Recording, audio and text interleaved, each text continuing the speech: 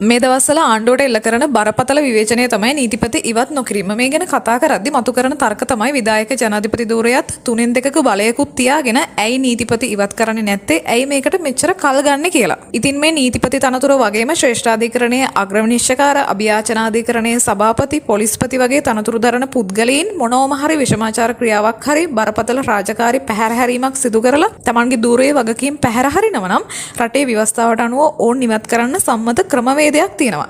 ඒක ජනාධිපතිට හරි 3/2 බලයක් තියෙන පාර්ලිමේන්තුවට හරි අදාළ ඇමතිවරයට හරි කරන්න පුළුවන් දෙයක් නෙමෙයි. මේ ගැන කියද්දී ඔයාලට මතක ඇති දේශපාලන තැනකෝන් පොලිස්පති තනතුරෙන් ඉවත් කළේ කොහොමද කියලා. ඒ වෙලාවෙත් මේ වගේ විවේචන ආව පස්සේ දේශබන්දුට විරුද්ධව චෝදනා 18ක් ඇතුළත් දෝෂාභියෝග චෝදනාවක් පාර්ලිමේන්තුවට ඉදිරිපත් කරලා සම්මත කරගත්තා. පස්සේ මේ චෝදනාවල සත්‍ය අසත්‍ය බව ගැන ශ්‍රේෂ්ඨාධිකරණයේ කමිටුවක් හරහා පරීක්ෂණ ක්‍රියාවලියක් කරලා තමයි දේශබන්දු ඒ තනතුරෙන් ඉවත් කළේ. ඒ වෙලාවේ පාර්ලිමේන්තුවේදී එල්ල කරපු චෝදනා 7ක් සාක්ෂියක ඔප්පු කරා. ඒ සිද්ධියේදීත් පරීක්ෂණ ක්‍රියාවලියත් එක්ක ඒ අවසන් තීන්දුව ගන්නත් මාස කිහිපයක් ගියා. ඉතින් ඒ වගේම ක්‍රියාවලියක් තමයි දැන් මේ කවුරුත් කතා කරන නීතිපති ඉවත් කරද්දිත් තියෙන්නේ. ඒ නිසා නීතිපතිටත් ඉදිරිපත් වෙලා තියෙන විෂමාචාර චෝදනා, රාජකාරී පැහැර හැරීම්, මොන නඩුවේදීද පක්ෂග්‍රාහී වෙලා තියෙන්නේ වගේ සියලු දේවල් කරුණු එක්ක චෝදනා පත්‍රයකට ගොනු කරලා පාර්ලිමේන්තුවට දෝෂාභියෝගයක් ඉදිරිපත් කරලා අර මං කලින් කිව්වා වගේ පොලිස්පති අස්කල විදිහටම ඒ පරීක්ෂණ ක්‍රියාවලියෙන් පස්සේ ශ්‍රේෂ්ඨාධිකරණ කමිටුවක් හරහා චෝදනා ඔප්පු වුණොත් විතරයි නීතිපති ඉවත් කරන්න පුළුවන්. ඒ නිසා දැන් මේ සමහරු කියනවා වගේ අධිකරණ ඇමති හර්ෂණ නානයක්කාර නීතිපතිව ආරක්ෂා කරනවා කියලා කරන තර්ක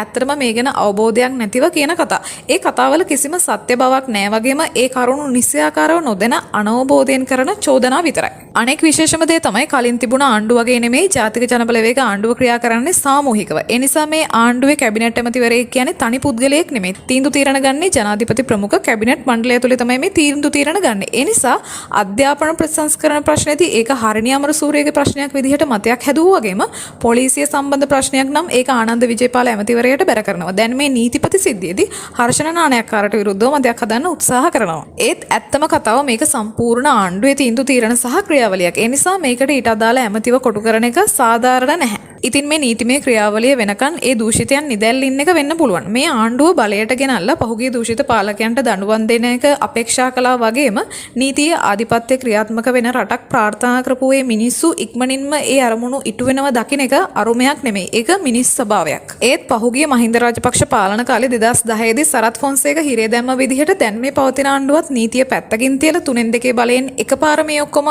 අල්ලලා හිරේ දාන්න කියලා කෙනෙක් කියනවා නම් ඒක ඇත්තටම නොදැනුවත් බව එක්ක කරන ප්‍රකාශයක්. මොකද මේ ජනතාව දීලා තියෙන බලයෙන් මේ ආණ්ඩුවත් එහෙම හිතුමනාපට වැඩ කරනවා නම් ඒක මිනිස්සුන්ගේ කතිරේට සාධාරණයක් ඉෂ්ට කරනව නෙමෙයි. ඇත්තටම එහෙම කරනවා නම් ආයෙම ඒ